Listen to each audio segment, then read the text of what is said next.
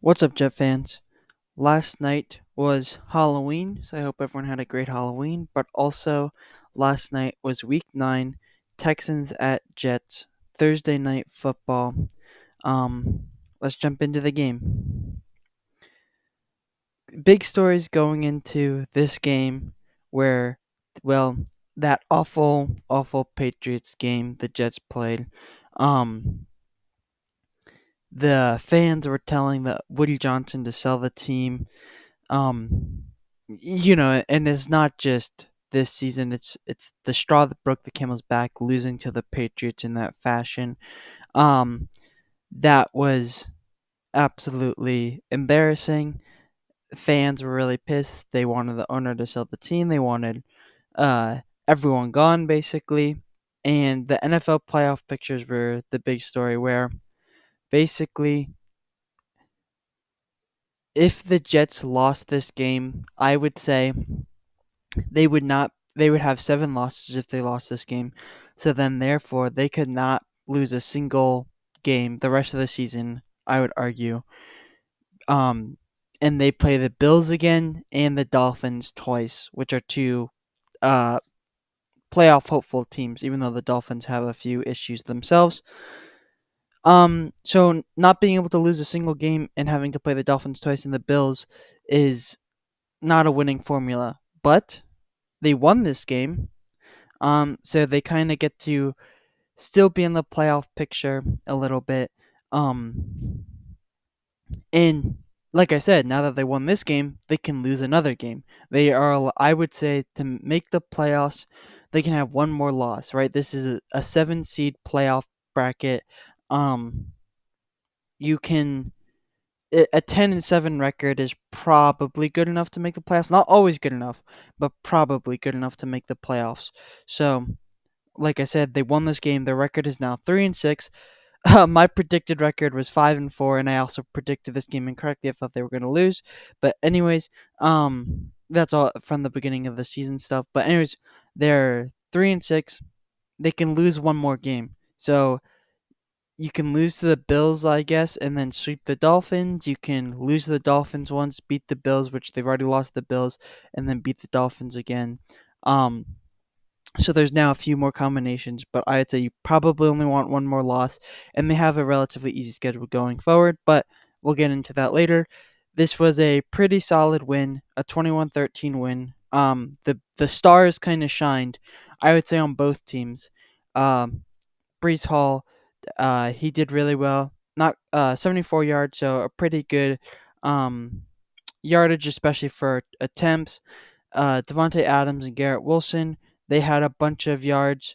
Aaron Rodgers threw 3 touchdowns. And then on the Texans as well, Joe Mixon, who's probably one of the Texans' bigger names, he got over 100 yards.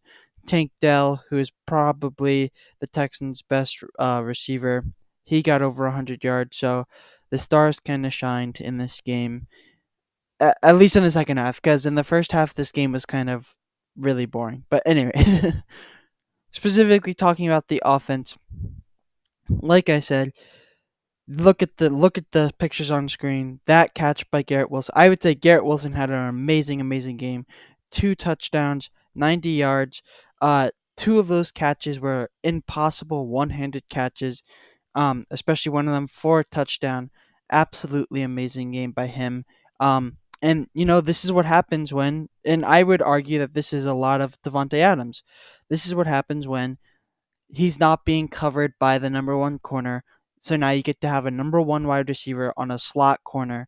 That's a formula for success. And then, but Devontae Adams, right? He's had a couple quiet games. I would just give him a pass because he was helping Garrett Wilson out. But now Devontae Adams had a big game. He had 91 yards and a touchdown. His first touchdown as a New York Jet, in fact. So congrats to him. And two amazing performances from the two Jets wide receivers. Not to be a downer again, but I will say if you look at the other receivers, no one did anything except for these two.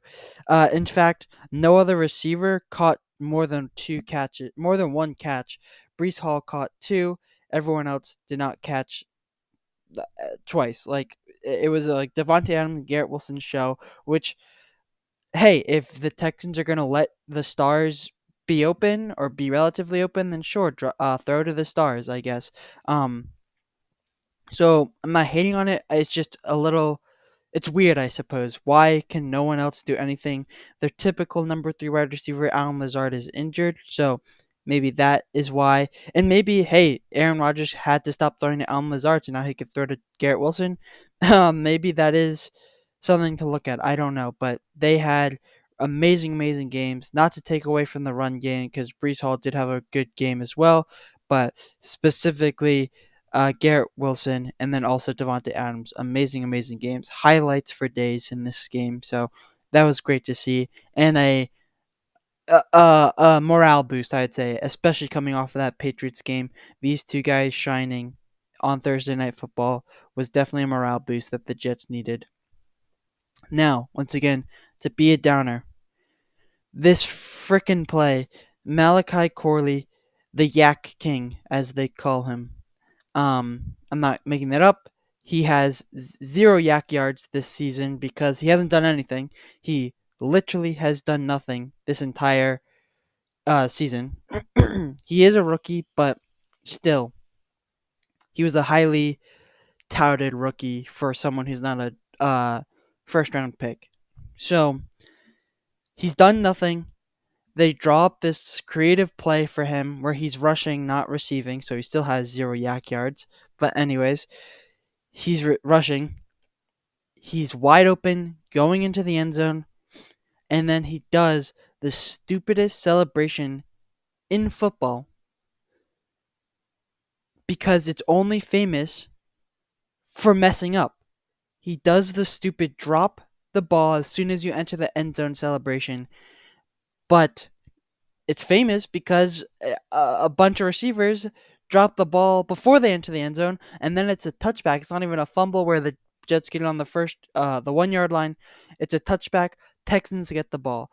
So this play was it was all over the internet because it was the first thing that happened. Honestly, nothing happened in this entire game.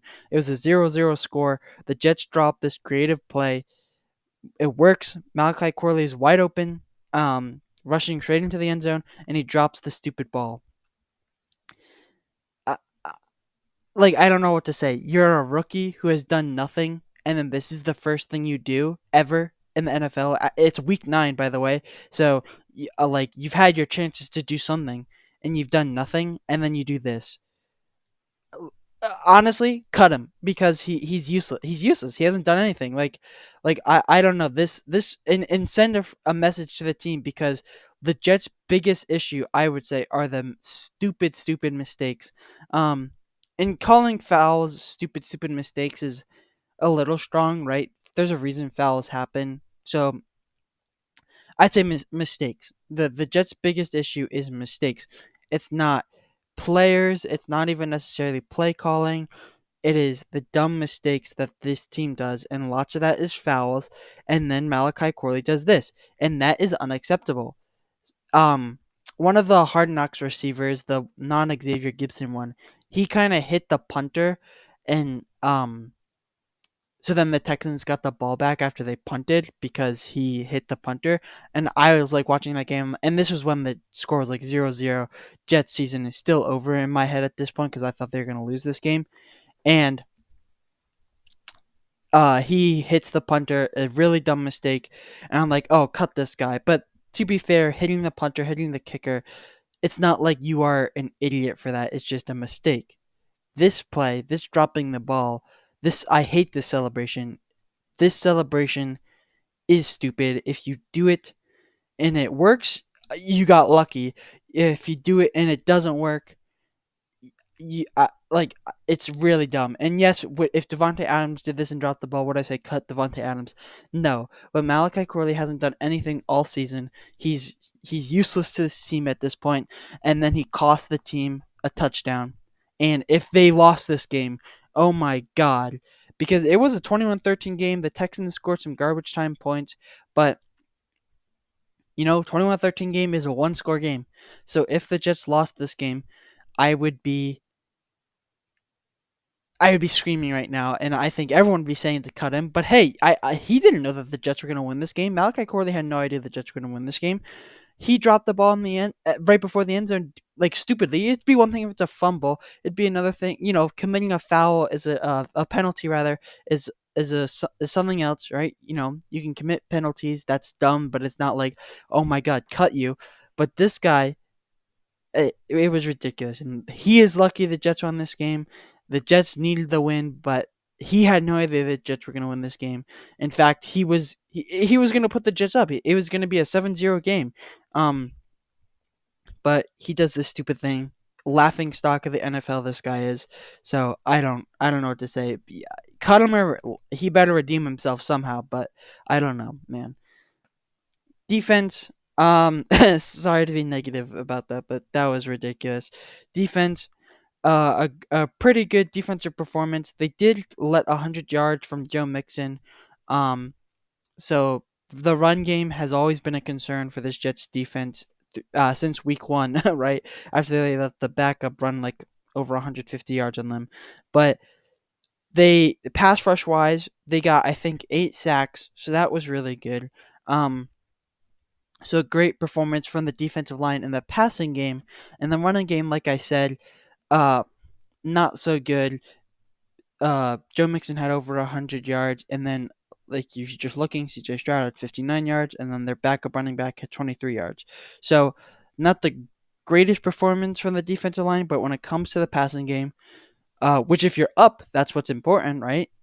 They did really well. I'd say 8 sacks is really good. Um, and also I have the other picture because it just seemed like injuries were happening left and right. People are gonna say MetLife turf, maybe that's true. Um, and like so their defense was kind of just shifting as people were coming out, coming back in.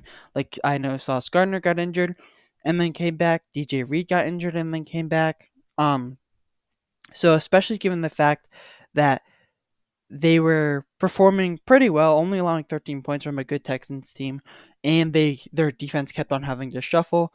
That's a pretty good performance. So nothing to complain about here, other than the run game. And now, finally, right, especially after last game, Jet fans were in the mood of tanking, I would say. I've made a few videos about why tanking is terrible, so I would never tank. I would never root for the Jets to tank. So I was rooting for them to win this game. But I can see why conventional wisdom would say the Jets should start tanking. But obviously they won this game. Um and they have a easy schedule going forward for a while. They play the Cardinals, the Colts, and the Seahawks, all winnable games.